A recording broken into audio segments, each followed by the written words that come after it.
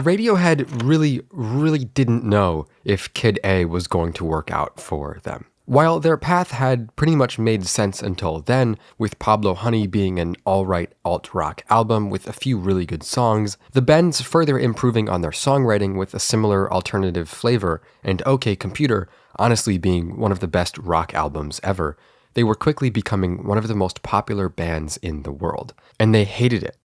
So while in the first part of this series I covered the album's meaning and songwriting, in this video I'm going to talk about the massive artistic leap Radiohead took 20 years ago when they sat down to record Kid A, with no more lead guitars, no more pop melodies, and a strange new sense of rhythm that would go on to influence their career to this day. And of course, we can't forget Stanley Donwood's strange, gorgeous cover and concept art that further guided the presentation of the album towards what it is today. So let's talk about Kid A, its incredibly diverse tracklist, and how it changed pop music forever.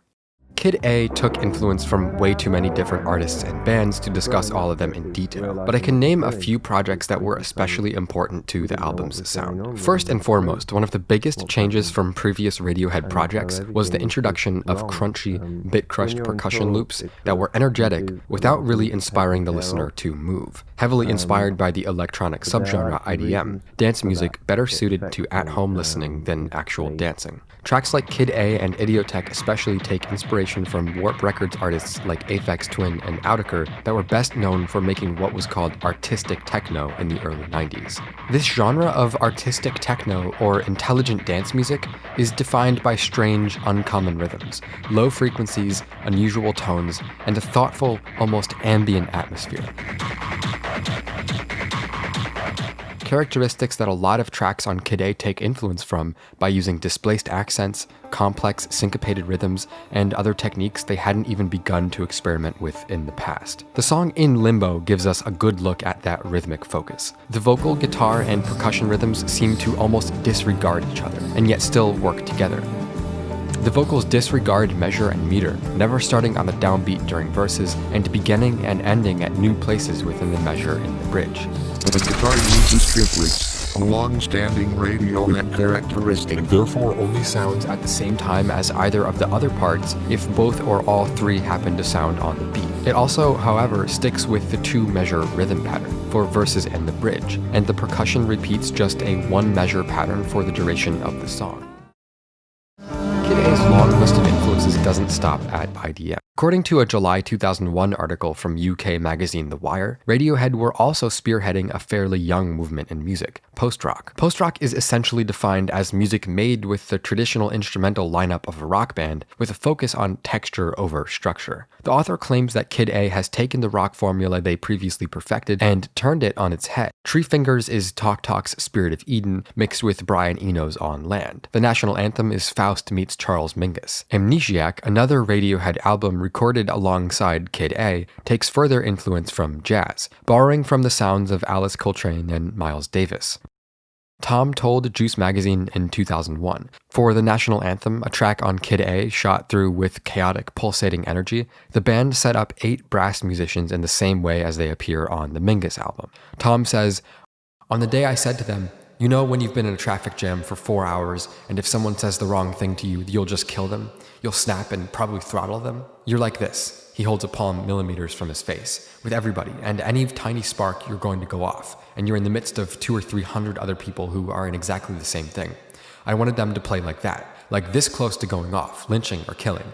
It's just a mob just about to spark off. Johnny and I were conducting it, and we ran through it a few times, and people started to get ideas, and it was such a great day. He says, I broke my foot, actually, because I was jumping up and down so much. It was great. The bit at the end was my favorite, because they said, well, what are we going to do at the end? And I said, I'll go 1, 2, 3, 4, and you just hit whatever notes in your head as loud as you possibly can. And it was the best sound you've ever heard. The Wire article also addresses our previous discussion about IDM. In the wake of Kid A lot of critics accused Radiohead of just jumping on the artsy techno bandwagon because it was popular. But according to the article, Thom says his interest in Aphex-type music actually predates the group's 1993 debut, Pablo Honey. When the warp thing was first happening, I was really into things like Sweet Exorcist's Per Clonk. It sounded really amazing coming out of an enormous PA system. All that warp stuff made the bass bins blow with their turbo sounds. Studying art and English at Exeter University in the early 90s, he even participated in a techno-influenced rock group called Flicker Noise as a sideline from Radiohead, but found working with sequencers too frustrating. After the OK Computer tour, though, utterly burned on music containing guitars and singing, Yorke found the entire Warp back catalog and started ordering obscure IDM records via the internet. For a long while during the Kid A sessions, he was totally uninterested in melody, just exploring texture and rhythm. The result was tracks like Kid A's Idiotech, which sounds like two-step garage music with a death disco twist, but is actually an attempt to capture that exploding beat sound when you're at the club and the PA's so loud you know it's doing damage, Thom said.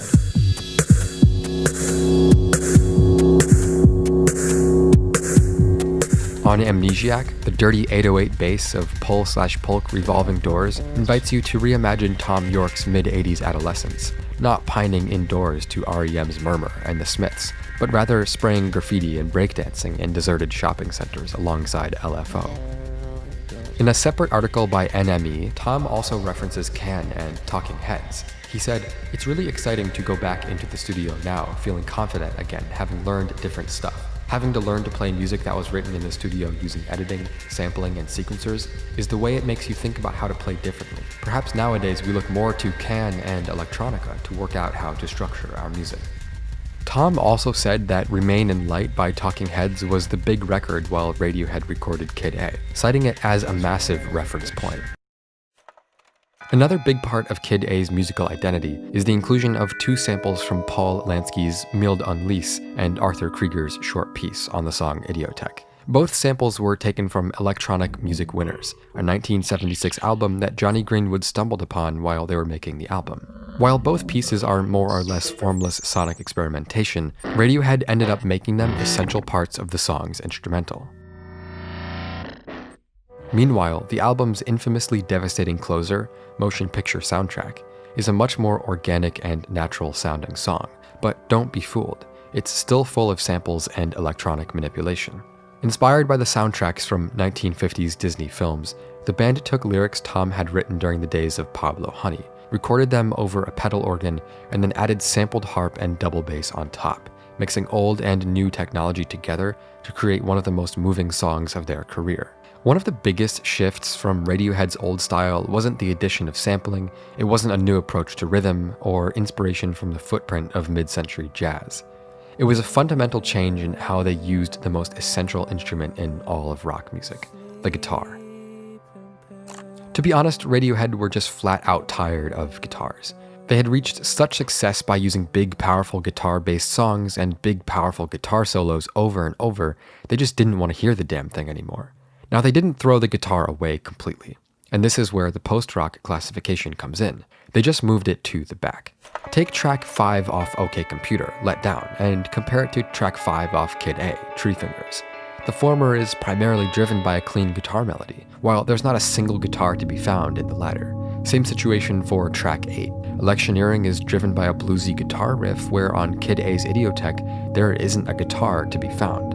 These songs are just random examples I picked to make a long story short. Kid A uses way less guitar than the band's previous work, and when they did use it, they mixed it much quieter and didn't let it drive the song like a guitar usually will in rock music. Like I mentioned before, Radiohead were just tired of using guitars. They felt it had become played out, and in order to be proud of their music, they had to find something new to use as the centerpiece of their album. In the words of Danny Kilmartin, a writer for Eject Music, frontman Thom Yorke was particularly burned out, suffering a mental breakdown and writer's block, growing increasingly resentful of the media and seeing his music become part of the background noise he so vehemently opposed. Recording sessions proved not just tedious, but ultimately futile. The band decided to change everything. Inspired by his past as a DJ, Thom Yorke began listening almost exclusively to the electronic music championed by Warp Records, and spent his spare time wandering around the cliffs of his new home in Cornwall, resolving to write songs solely using a recently purchased grand piano. Tom Waits provided another unlikely source of inspiration for the record. Thom Yorke says, "I remember this Tom Waits quote from years ago, that what keeps him going as a songwriter is his complete ignorance of the instruments he's using. So everything's a novelty. That's one of the reasons I wanted to get into computers and synths, because I didn't understand how they worked."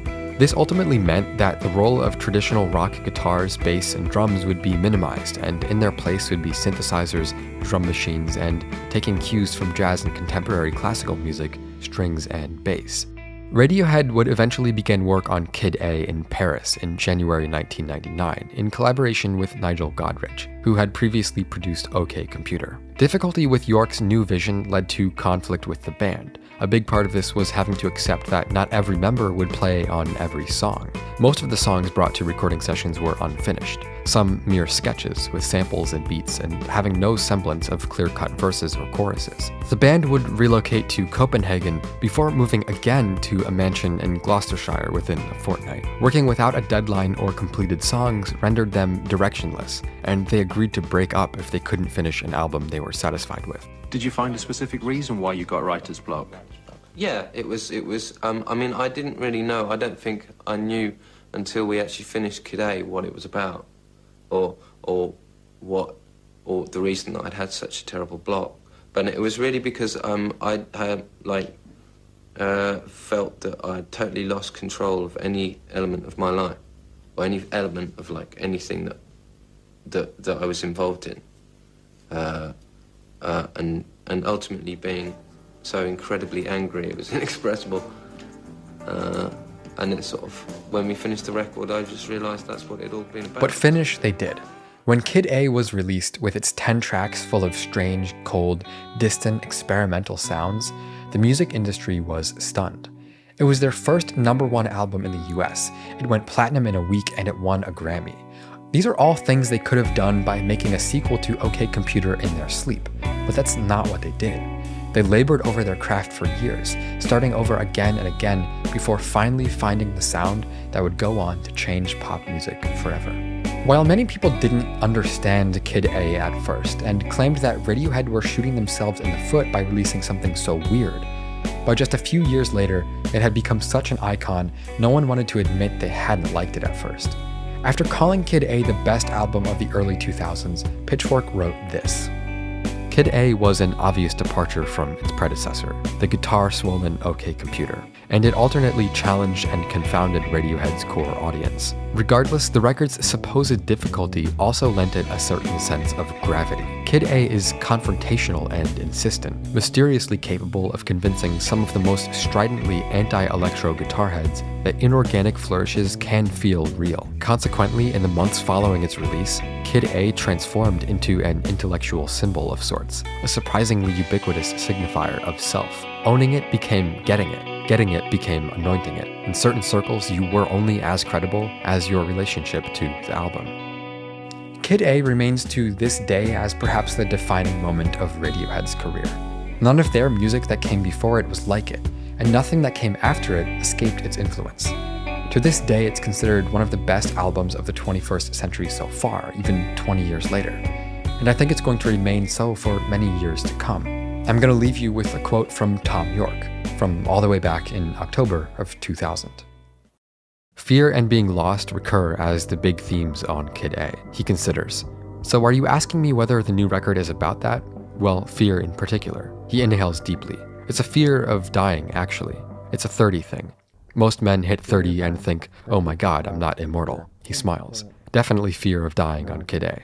A lot of that going on. He says, I have this house down by the sea, and the landscape around it is really harsh and brutal. I used to just go off for the whole day, walking, and just totally feeling like nothing, thinking I'll be back in the ground as soon as I know it. It's all just corny stuff, and when you sit down and talk about it, it all sounds like complete bollocks. And being lost? I think there's a lot of not really trusting anybody in being lost. I didn't trust people at all, not even the people closest to me for ages and ages. And that means you really have nothing to hold on to. Everything in its right place is about that. You're trying to fit into the right place and the right box so you can connect. People dismiss the troubles of millionaire pop stars, as though their problems are cancelled out by their bank balance, or have no bearing on like you and me.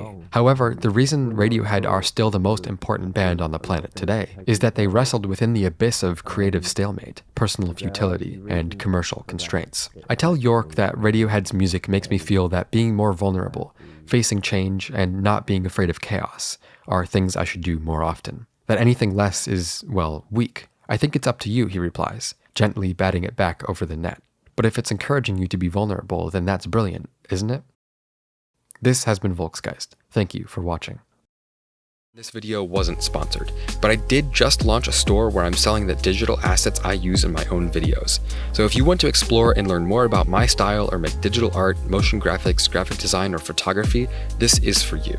My first item is a concrete texture pack that comes with 30 textures and 10 looping videos for just $25. I use this pack in almost every single one of my videos, and I think it's the perfect tool to add visual interest to a scene, with endless possible uses and combinations. The pack is 20% off for the next week, so if you want to support my work directly and get some really good creative assets at the same time, click the link in the description. We'll be adding more items soon. Thanks for supporting the channel. It wouldn't be possible without you.